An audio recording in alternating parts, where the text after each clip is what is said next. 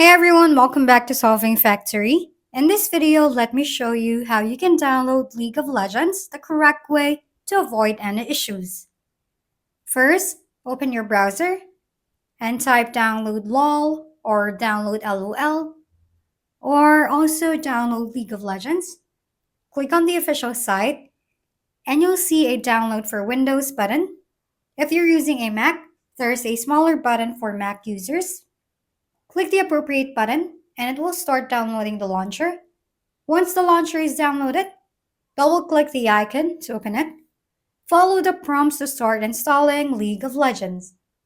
Solving Factory at your service. Kindly give us a thumbs up, hit subscribe, and leave a comment for your suggestions.